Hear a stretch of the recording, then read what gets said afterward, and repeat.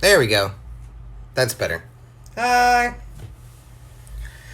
So, I'm a few minutes getting behind because I had to have something warm to drink. A little bit of coffee. So, we'll wait for everybody to get in. And then, hi, Mom.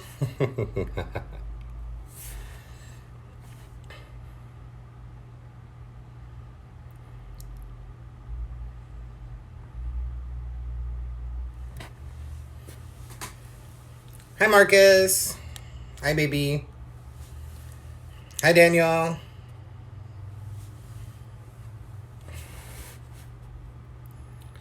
So we'll give a few minutes and see who all wants to join in, and then we'll go from there. Hi, Linda.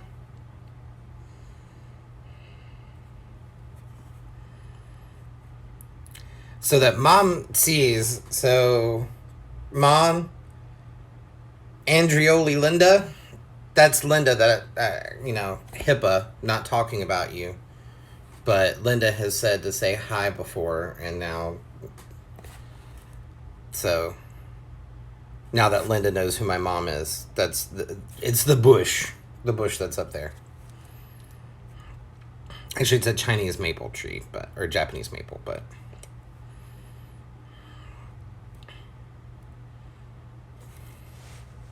So how is everyone today?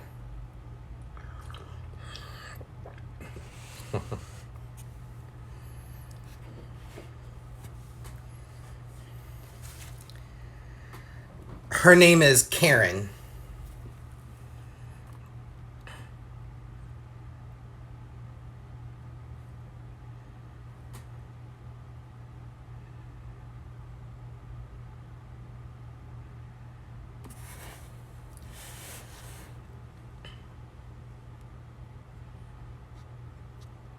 Ooh, that reminds me. I need to while we're waiting, put my ear seeds back in because I took them out. So I could clean real good.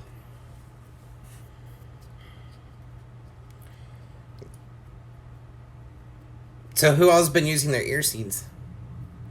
Didn't want to call her bear. She definitely is the original mama bear. Hello. So today, after I put my ear seeds in, we're going to talk a little bit about Reiki. Because I've had people asking about it, and I'm doing some online classes on it for you guys. So I want to make sure that we answer some questions that people have, and then we're going to do a guided meditation. So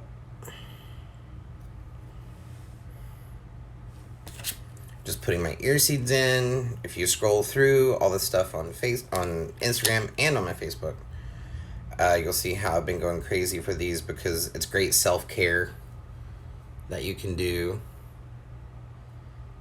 Let's see who's bugging me today. I think we need to go in here.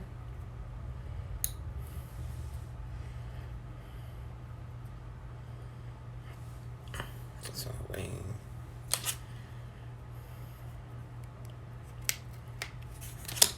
So I know a bunch of y'all have been picking these up. Before we get into Reiki, did anybody have any questions about their ear seeds or anything? Or any problems or anything that they've noticed with them?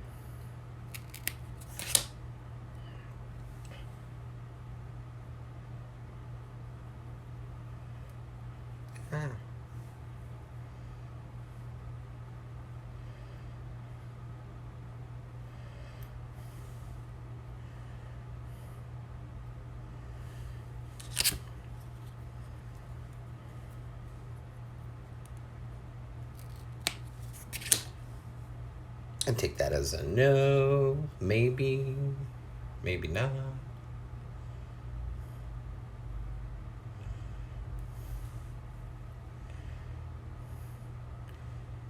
Yes, I'm putting in new ones because I had them in for a few days.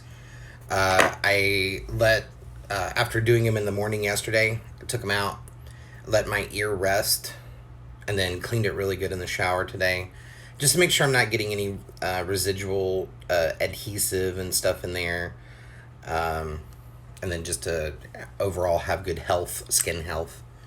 And then now that I'm back in today and I have these handy, and we're waiting just a few minutes to give people a chance to log in and see what's going on. So yeah.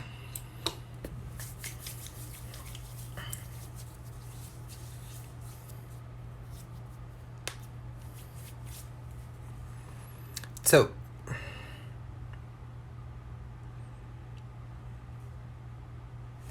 and these are the ones that you get when you do the plain sets. They come with a little card in them that'll kind of look something like that. It'll give you a little chart. You'll get a little set of tweezers, and then you get a few packs of these.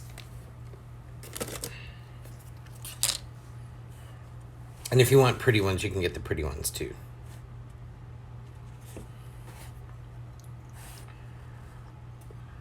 You get a few less pretty ones. I want to say you get about half as many. But the work that they put into making the ones that look nice look really nice ends up, I mean, these are, fairly standard and kind of plain looking, which is nice, if you want something that, people tend not to look at this and go, ooh, what's up with your ear? So if you're wanting to avoid conversation, these are sometimes handy for that. So I gave everybody about 10 minutes to get in, so we will go ahead and start this. So Reiki. Reiki was is a healing art that was created and developed by Usui Sensei. So Usui went and developed this healing art using some traditional Zen Buddhist techniques or Buddhist techniques, some traditional laying of hands things, because almost every culture has a concept of putting hands on someone or over someone and helping them to rebalance or heal or something like that. It's all over. It's not just Japanese. It's, some Christians will talk about laying on of hands. Same things with, Judeo-Christian. It's all over the place. So he developed a technique where you put your hands over the person in specific areas of the body and help them to rebalance. And that's awesome and incredibly effective. And it works with the ki or chi of the body. And what I do as an acupuncturist is manipulate chi. That's what I do all day long, is act as a coach for your body's own energy and the energy around your body and say, hey, let's try to, let's do better, guys. Come on, I'm a cheerleader, kind of, rah, rah. And trying to get it all to work better and to work with itself better. Where there's areas of deficiency or too little, then we'll go in and say, hey, wake up, do your job. And areas where there's too much, we'll say, hey, guys, spread it out, go over here and help this area out some. So that's what we do. That's what I do. And Reiki is another tool for that. The nice thing with Reiki is you can do it. As long as you're attuned, then you have the base, and you go through a class, you have the basic principles and everything that you need to do to be able to do Reiki on yourself as a Reiki 1. And Reiki is set up into 3. Some people do it as 4. Hi, Ryan. Some people do it as 4, or some teachers teach it as a level 4, just to differentiate the difference between a master and a master teacher. But I do it as 3. So Reiki 1 is self-care. It's all about helping you to rebalance yourself. We go through, I'll bring this down a little bit so you can see my hands better when I'm talking. Hi! So when we do Reiki 1 attunement, we go over everything on how to rebalance yourself. We talk about hand positions. We go into all of that information so that way you can work on improving yourself. And I think all of us kind of want to improve ourselves. Self-help books sell through the roof. So I think we all kind of want to do something to make ourselves feel better, be better. And that's what Reiki can do for you. It's really awesome. So level 1, all about self-care. I also show you some little techniques on working on your pets because animals love this stuff. They eat it up. They'll come ask for it. They'll sit on your lap and kind of look at it and go, Mom, please, Dad, make me feel better. You're like, okay, cool. So we start talking about that. We start talking about doing Reiki on objects. So infusing things with Reiki, with intention, with that energy, with that love and light that comes from Reiki. Level 2, Reiki is when you become a Reiki practitioner. Both levels, I give you a workbook. You get a certificate that you can print out and put on the wall if you want. Level 2, you're a practitioner. So you're taught more tools to be able to work on others. And for those of us, like I'm an acupuncturist, I was in acupuncture school when I studied Reiki. So I had no intention of even going through the program. I'm like, why would I want to spend more money on this when I'm already learning how to coax and coach chi? I don't need this other technique. I have massage, I have all this other stuff. And East, my teacher, was like, no. I think you should try this out. At least come for level 1. Come for level 1. I was like, okay, fine. And East has never steered me wrong. She's good like that. So I go in and take the class, and I fall in love with it. And I understand, for me, the biggest benefit is having a easy to follow, easy to do way to treat myself and rebalance myself in between patients, or at the end of the day. It's awesome to have that. But for level 2, being able to integrate non-invasive, non-needle technique to patients and to be able to do distance healing. People who've gone through my class, there's people in the room that I've done distance healing on.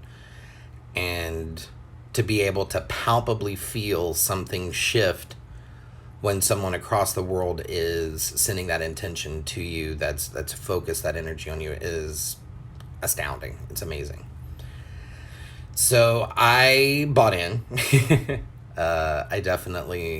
Reiki is just an incredible art. So Reiki 2 is where you learn how to work on other people, and you develop that craft. And then after practicing for a while, I talk with my students if they're interested in becoming a Reiki master. I teach you how to teach other people. And that's that difference between 2 and 3. Some teachers, some Reiki masters have a separate setting, and they'll say Reiki master versus Reiki master teacher. They have it as 2 different degrees. There's no need to do that.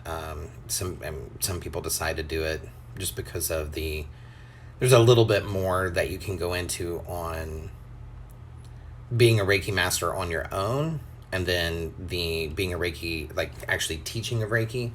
I just teach a much longer day rather than teach it as 2 separate classes. So that way we go over what to do as a Reiki master, and then we go over how to teach and attune other people. So the cool thing is, after going through the program, you're set to teach people Reiki, which is incredible. I'm not planning on doing, and you can kind of hold me to that for now, I may change my mind at some point. I don't think that the master level is something that I want to do online. I'm perfectly fine doing level 1s and level 2s. For me, teaching you the basics and getting you into it and getting you to start playing, and I like to call it play. And I realize, like, if I put it in a post to be like, come play with Reiki, it sounds really weird. but it's play, and that's the art of playing is something that we tend to give up as adults. But being able to just be and feel what that feels like, to manipulate chi, to feel the sensation in your hands, to have that happen, it is a lot of play, and it's an art to develop. And how did we learn how to do art? Well, we played around as kids. We played with coloring, and you know, none of our pictures when we were little kids, unless you were, a prodigy or something, looked like anything but like rainbows and boxes. And you start there. And that's a good place to start. And then as you practice more, then you're able to make something that looks like something. Oh, that actually looks like a car. Great. And then from there, oh, that looks like a car and a house. I can differentiate the boxes. That's great. So that need to play and have fun with Reiki is there. I also integrate Reiki into my practice by attuning, or infusing gemstones in the office. I infuse my room sprays that I do, like for the season. You can hear the little. These are little gem chips that are infused with Reiki. So that way, when you buy one of these sprays, not only does it have the awesome stuff that's in there from the essential oils and the spring water, those chips act to stir up the oil, but they're also infused with Reiki. So I send that light and love in each bottle that you take home. And give myself a little bit. So yeah, I infuse that. I infuse my needles. I infuse all of these things with Reiki. And it is often looked at like saying a prayer over it or a blessing over it. There's so many different ways you could think about it, but I Reiki it. I Reiki my food. You can Reiki your water. You can send that intention and that energy into anything and anyone. You can Reiki situations. One of the things I like to talk about doing is making a little Reiki box. And it's something I do in my in-person class. And you can write a situation like crazy corona. Put it on a little envelope or a little piece of paper or something and put it in the box. And Reiki that and send that intention, that light, that energy, that love to that situation. And it's incredible what can happen from it, what you can manifest from it. It's truly powerful. So yeah, that's kind of the little nitty gritty about Reiki for me. What questions or comments do you guys have? I'm all ears and all ear seeds.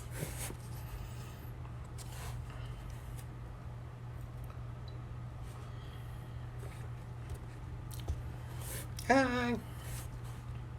If you're just tuning in, I do post these up after I'm done, so that way you can see what you missed.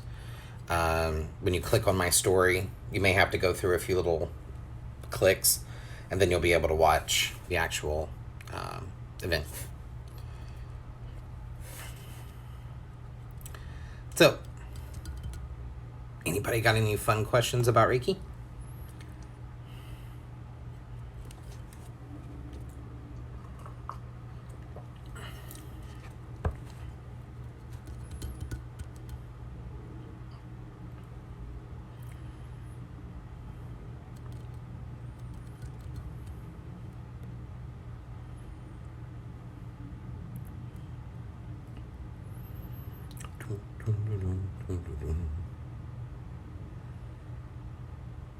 Nothing is too silly.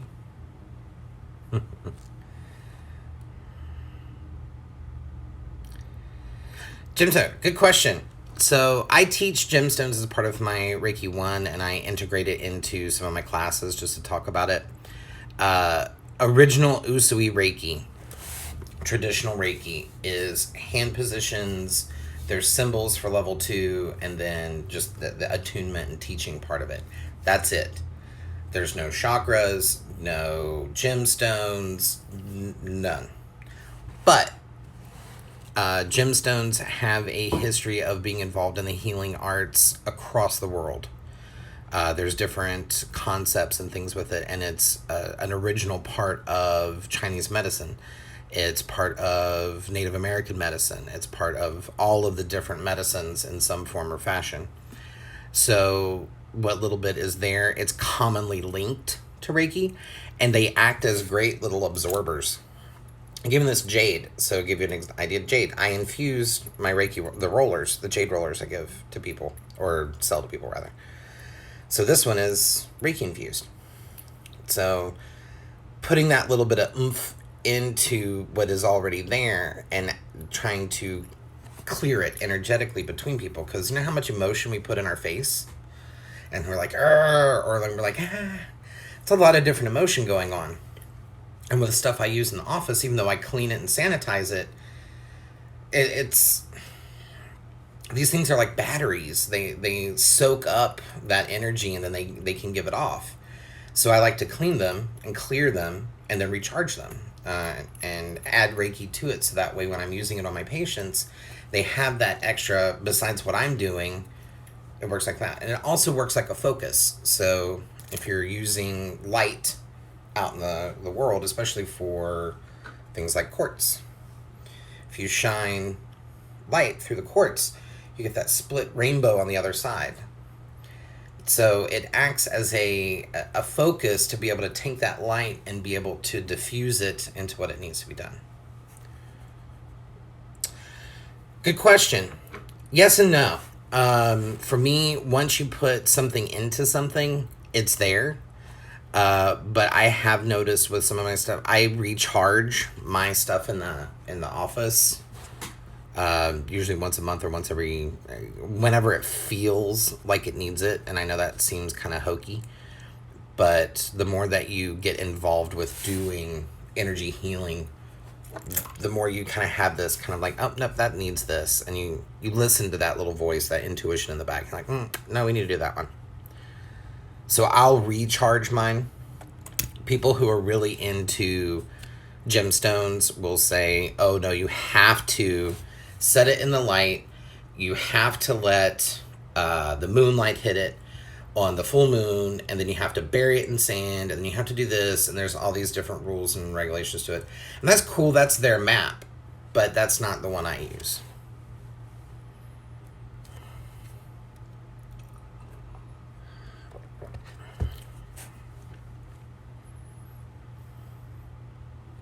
Good questions, though.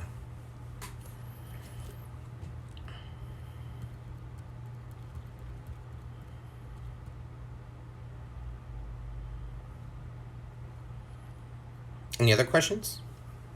Linda, anybody? This is fun. I'm having fun.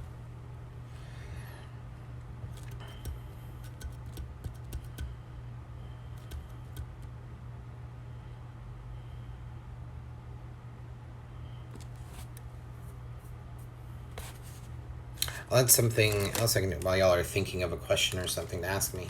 So, to ask about the gemstones things. So, and actually, we can talk about chakras a little bit too. So, chakras, the little color coded, if you notice there, are a part of Ayurvedic or yogic medicine. The idea that there are these energy centers that are focused at the different levels comes mainly from India. Yeah, and it's pretty freaking cool. Thanks, Mom.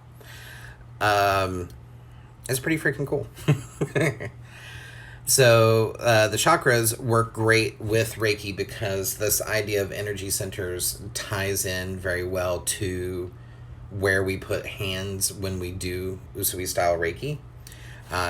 It also has a little bit of overlap with apparently I'm getting, there we go. I may have paused out for a second. Hopefully that's better. With the chakras and Chinese medicine, there's some overlap, but Chinese medicine doesn't have it's not the same map, but there are similar concepts to it. So there's really awesome ways to overlap Reiki with whatever your map is. And I keep saying maps, that may be confusing, but Like chiropractors have a definite roadmap of the body and how they view how they need to treat the body. Acupuncturists have the meridians. We have acupoints, so we have that down. We have all these different organ patterns and stuff. So we have that. Ayurveda has the chakras and marma points and things like that. So every different medicine or healing art has a map, and Reiki goes along with that map really well. And as far as asking permission to do Reiki on someone, yes. Especially if you're doing distance Reiki, you need to have their permission. And you can ask permission of their higher self. And that's where it's kind of one of those new agey concepts that some people are kind of like, I don't know. Basically, I will, if I'm doing distance Reiki on someone and I think they need it, and if I don't, if it's late at night and I just kind of get that weird feeling, I will ask their self if I have permission. And I word it like this. If you want or need this healing, please accept it. If you don't, I understand. Please send it to someone who needs it. And then I will do whatever I feel like I need to do for that person as far as a Reiki flow or sending that energy out there to them. And then if they don't want it, they don't want it. It's the same thing. You can Reiki number 45. If you feel like you want a Reiki number 45. And if he doesn't want it, then it can go to someone else who needs it. So many people are crying out for help and for love and for energy and for light, and don't feel it and don't have someone that they know that can send it to them. So I like the idea that if I'm sending it to someone and they're going, no, this stuff doesn't work, or I don't like this, that it's going to the person who needs it and is asking for it but doesn't know who to ask for it.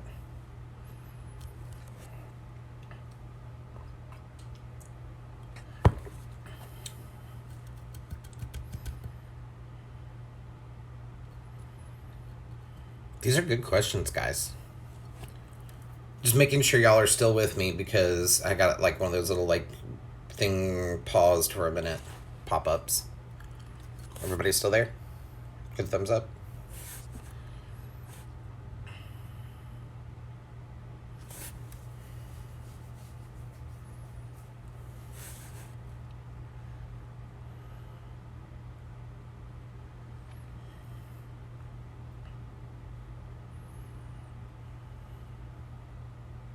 Awesome.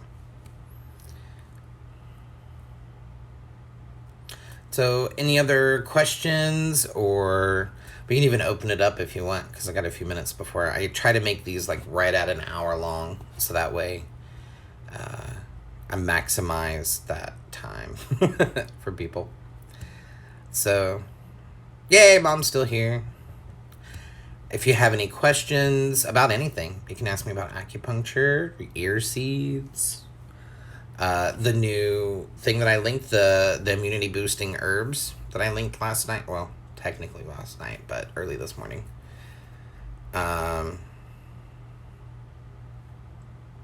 Ask away.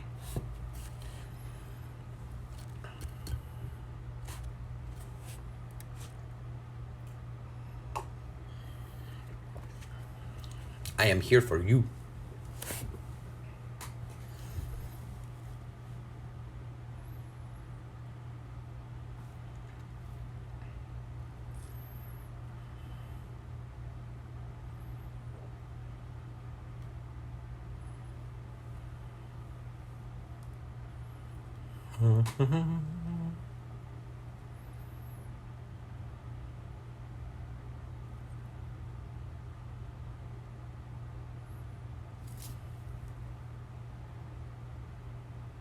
So while people are thinking about things that they can ask me, I know I put you on the spot, right? Ask scary questions. Tomorrow's class that I'm teaching from 11 to 2, it's a 3-hour class. So from 11 to 2, 3-hour class on Reiki 1. So you get your Reiki 1 attunement. We go over hand positions. We talk about all that wonderful stuff. Go into a little bit more on the history of Reiki. Yeah, so we go through all that information, and then you're attuned. You get your little certificate and a workbook, so you can go home and practice. Well, you're already home. You can be home and practice, and it's a lot of fun. I had some people take it last week, and they're actually, or 2 weeks ago now, and they're taking the level 2 class, because you have to have level 1 before you have level 2. They're taking the level 2 class on Thursday.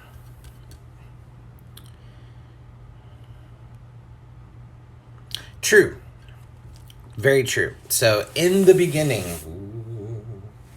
Mikao Usui was like, hey, in a traditional Japanese, like a martial art or healing art, things are not like written down in order to prove to your teacher that you understand this information.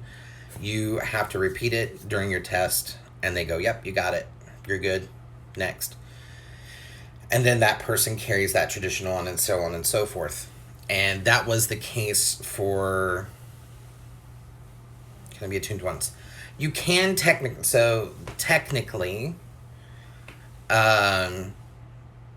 you only need to be attuned once. You can be attuned by multiple people. Some teachers have their tradition is that they want you to be attuned into their style of Reiki, because there's different styles, which I'll get to that in just a second.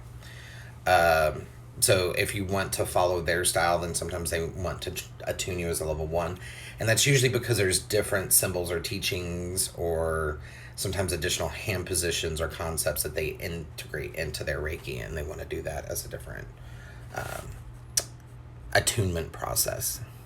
So the written down part, I want to say it was probably mid 70s or 80s. A lady by the name of Stein went and said, hey, this Reiki thing is great, and it should be available for everybody to look at. We need to get rid of this whole man behind the curtain thing and print out all this information. So the more that's out there, the more that the layperson will look at it and go, okay, this isn't a bunch of bullshit. And a large portion of the community at that time kind of blacklisted her for that, because of that tradition of you need to go through the different processes. You aren't supposed to write the symbols down. And once that happened, it kind of opened the door. A lot more Reiki practitioners came about. A lot of people were doing more Reiki. So personally, I think the knowledge should never be hidden. It shouldn't be a secret. There's a little bit of, as you go through the attunement process, the amount of knowledge that or like what you're plugged in, and the little ceremony that goes with it. As a master student, you learn what the attunement process is and what you do. Like, you learn and it's basically a specific type of treatment that you do on someone to attune them. So since it's technically kind of a treatment that you do to attune someone, to plug them into Reiki, then it's super easy to attune someone again. And a lot of people like getting attuned again. I think Marcus has gone through, and technically he's been attuned twice for Reiki 1 now. Technically I attuned him again, but he was like, I wasn't sure if you were supposed to attune me, so I was trying to help you attune the other people when we were doing a distance class. So I was like, okay, cool. But I attuned you again. But you only need to be attuned once as far as that goes. So there's that. Different styles of Reiki, because I kind of mentioned that and hinted at that. So I teach Usui Reiki, which is that standard.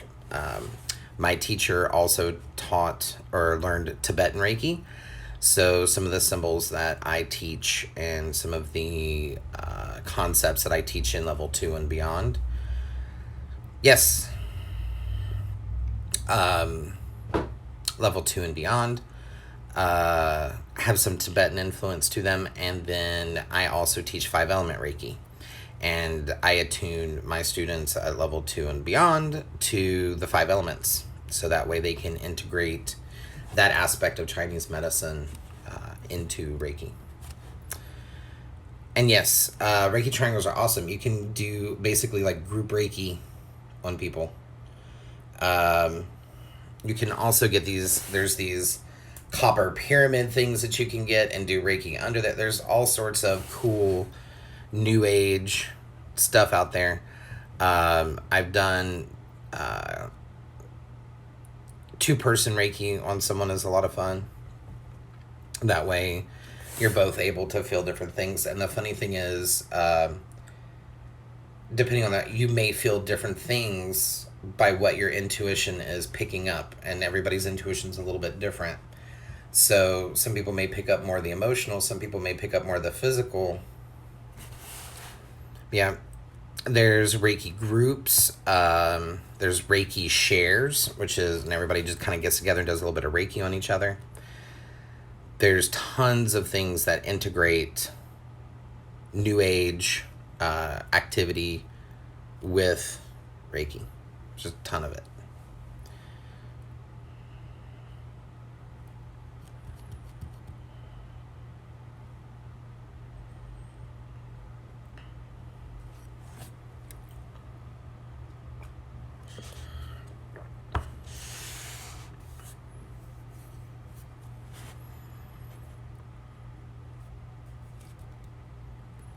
Any other questions for us? Linda's on a roll with the questions. Loving it.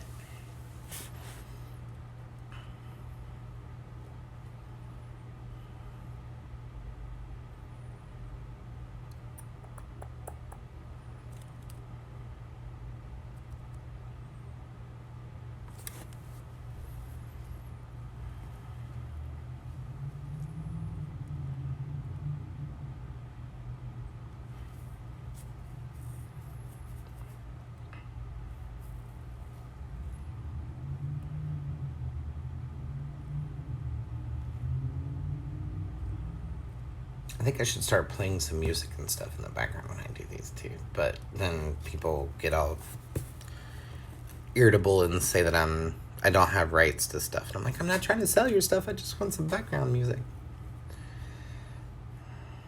It's a weird world sometimes.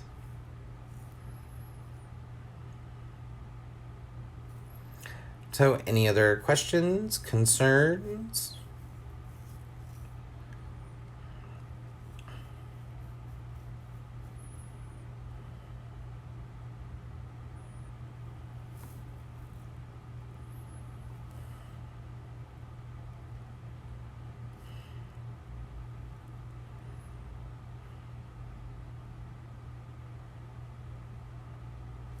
I teach them starting with level 2.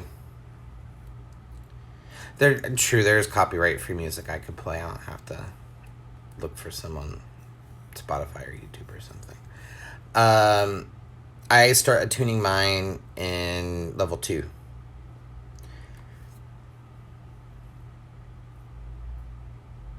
So I attune the 5 elements then. And we go into a little bit more theory and do a lot of Q&A. What I found when I was doing my 5 elements for level 2s, my level 3 class became a lot more questions, because level 3 I tend to leave very open for a good hour or two of just questions and banter back and forth about experiences while we've been healing, while we've been doing stuff to kind of learn from each other. And one of the things that kept coming up was the 5 elements and when to, how to. And that's one of the reasons why I started teaching the element series that I took last week. I did 2 of them. Yep.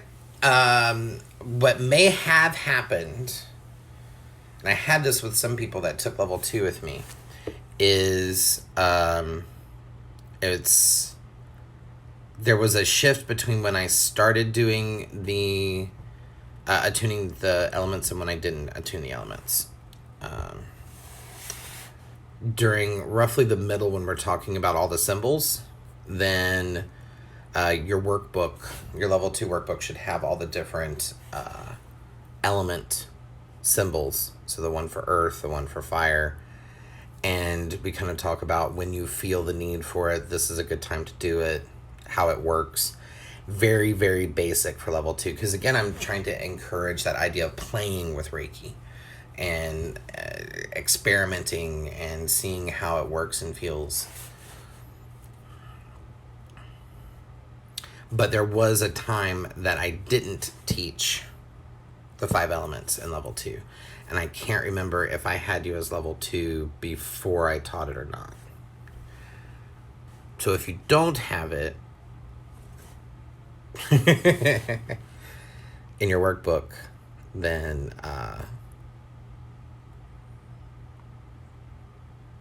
but it's all part. I do the 5 element attunement during the actual attunement when you come out and we do the attunement. Peace.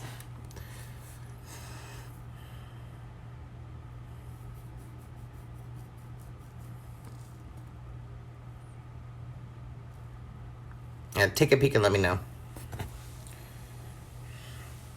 I know you like your Reiki classes, not one-on-one per se, but in person, so that way we can really do that. Yeah, I don't think you do either, because you did it with me a while back, Ryan. And it was something that I started doing, I think 3 years ago. But I think I attuned you for level 1 and 2 before that.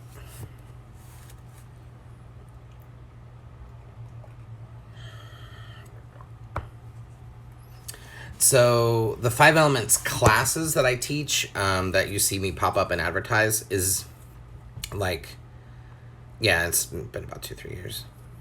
The 5 elements class I started teaching 2 years ago, and that was the intro to the elements. I did that around the fall, and then people were so into it that I started that spring with wood.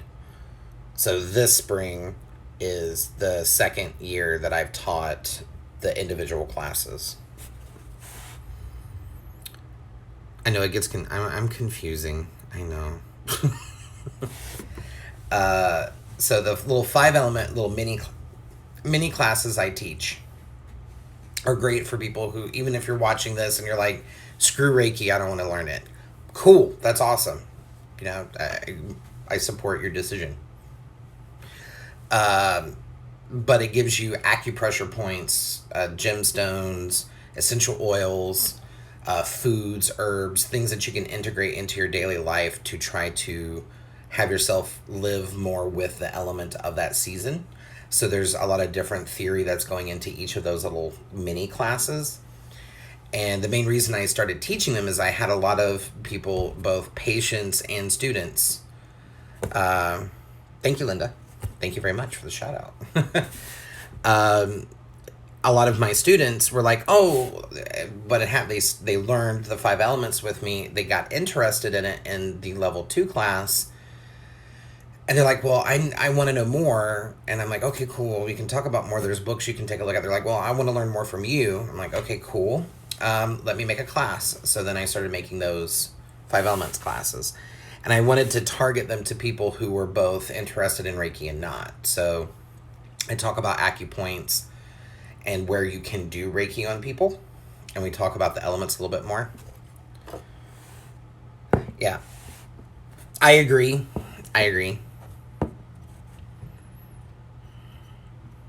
I 100% agree.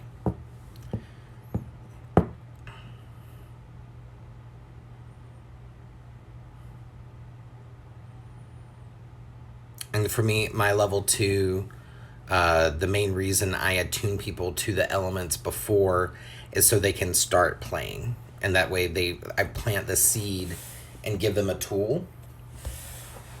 And I have kind of like 3 different types of Reiki students I've noticed as I've been teaching. I have ones that really get into the 5 elements.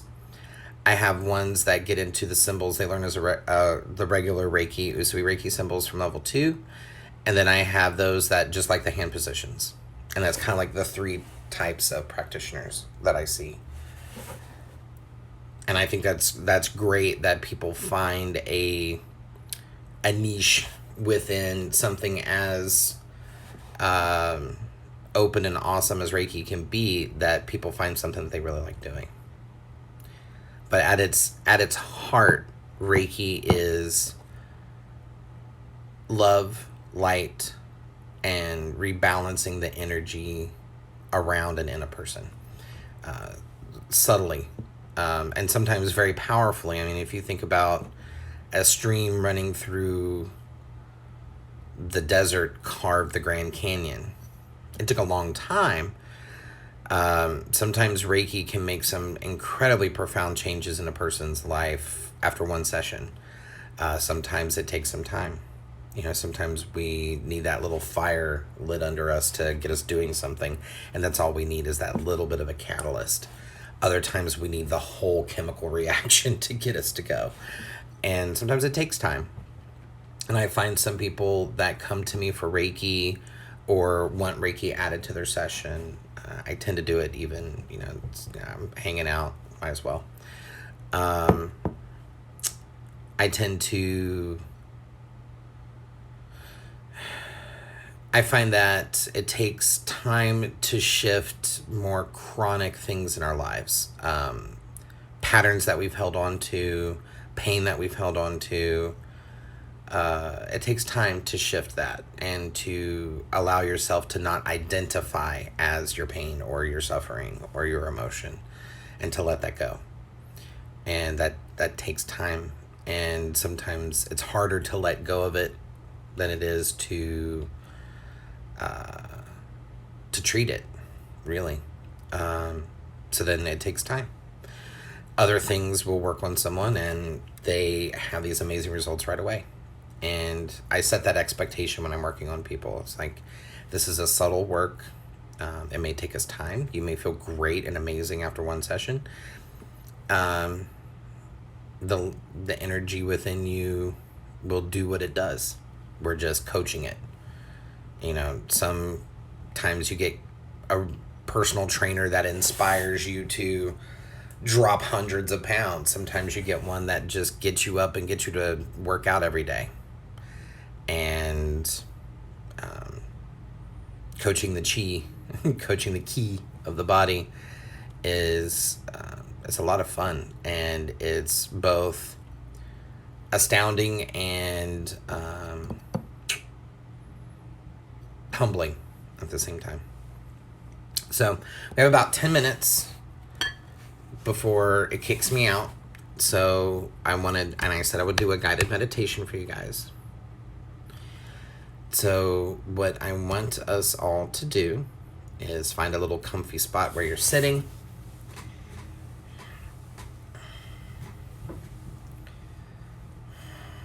And close your eyes. Before you close your eyes, sorry. I like to take my thumb and forefinger and put them together and then rest them on my knees. You don't have to do that. This connects the metal element in the body, the lung, and the large intestine, and helps you to breathe in and let go. So that process of meditation, that's why you see a lot of the mudras or the hand positions in different statues will have that. So if you connect those two, and find a comfy spot to sit, or if you want to lay down, however you want to be. Just take some deep breaths. And we're breathing in the nose, down the throat, into the belly, through the lungs, into the belly, and then out. And I have the tongue on the tip, or the tip of my tongue on the roof of my mouth, just behind my teeth.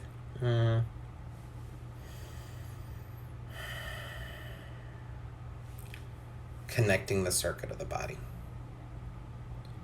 So in the nose, down the throat, into the belly, up and out the nose.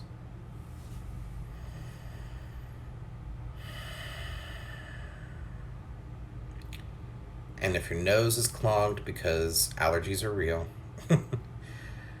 feel free to do this through your mouth, is fine.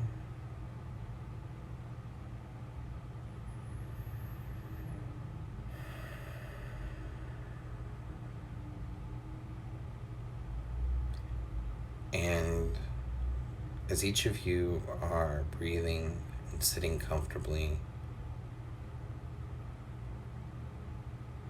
just follow the breath in and out in your natural rhythm.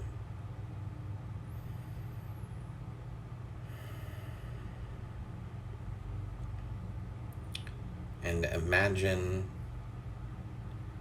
a little hook attached to the top of your head, little eye hook, kind of pulling it nice and tight, coming down from the heavens, from the sky, lifting your spine up into a comfortably upright but relaxed position, allowing the energy to flow down your back, down the spine as you breathe in through the nose and out.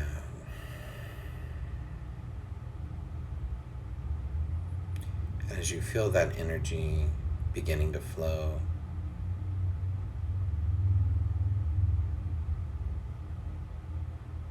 notice the comfort or the firmness of whatever you're sitting on, the couch, the bed, chair, the floor. Whatever you feel that you're connected to, just imagine the energy that's coming down through the top of your head, down through the spine, and out through either your feet or your butt, whatever's connected to the earth. And at the same time, there's an energy and nourishment coming up from the earth, and you can feel that pressure against your body coming up from the ground.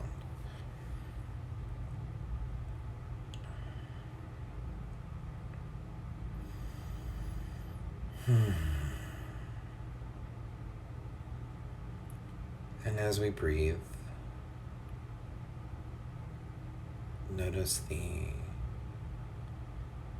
light that you feel at the top of your head from that energy coming in from the heavens, slowly starting to grow. And think of it like a line, a horizontal line at the top of your head, at your crown. And then we're going to slowly, inch by inch, come down and do a scan of the body. As that light slowly descends from the top of your head, down through the forehead, in between the eyes at the brow, you may have some tension there from squinting and looking at your phone or the computer. And just relax. You may need to wiggle your eyebrows a little to remind your face that you have two of them and that there are muscles there that can relax. But acknowledge that tension. Don't let judgment go into, I need to stop doing this, or why do I do this? We're not questioning it. We're just acknowledging that it's there and trying to let some of it go.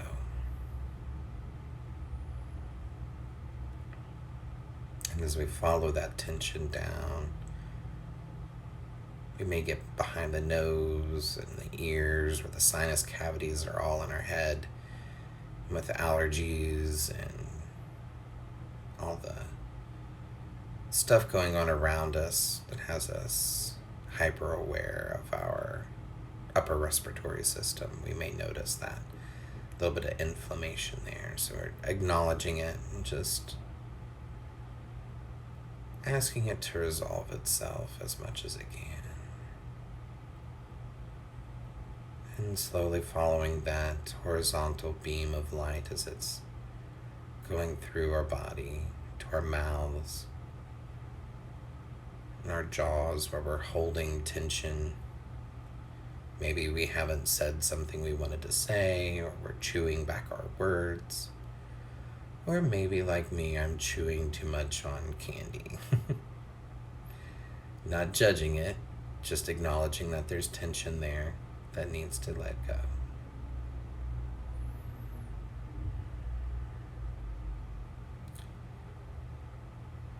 And around that same level, we're also at the back of the head. We may feel a little tension in our neck. And just bringing some awareness to where it is on the back of the head or the neck. Is it all the way at the base of the skull, or is it down about midway? Not judging why it's there, just acknowledging that it is.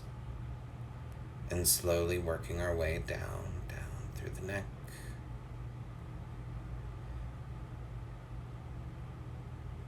Down into the throat.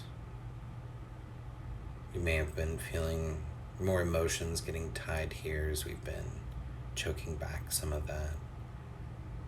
Just letting that tension from it go. We can resolve the emotional stuff later, once we can process it better. And slowly working our way to the shoulders, where we have the weight of your world, the weight of the world on the shoulders. We can take a deep breath in and sigh it out. And take another good deep breath in. Let the shoulders come up with this one. And let it out.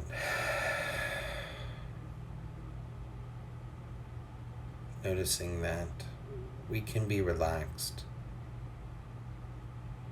That it's okay to let some of that weight go. And slowly working that beam of light through the shoulders into the chest, where we may have felt very constrained lately and anxious, worried about the world around us.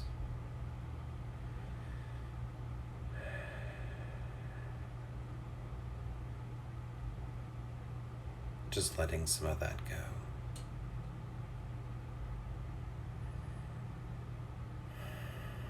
And slowly working our way down through the body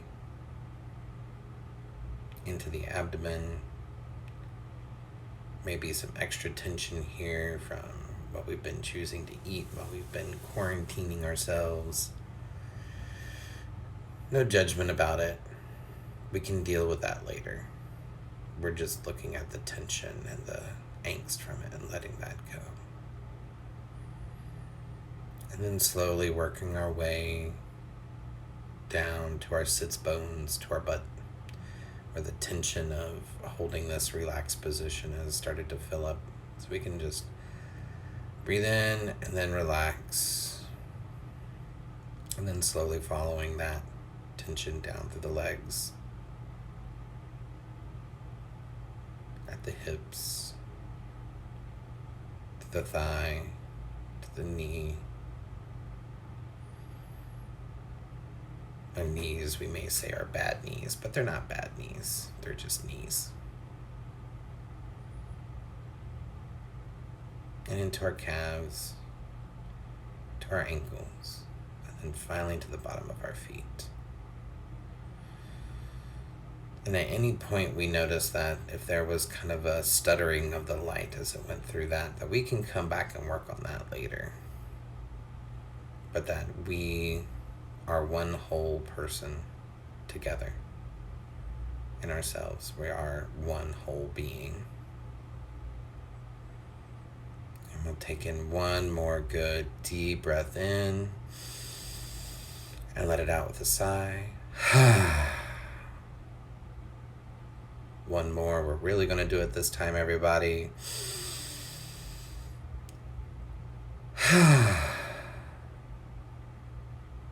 And slowly start to wiggle your hands, your toes, your shoulders, your face, and smile.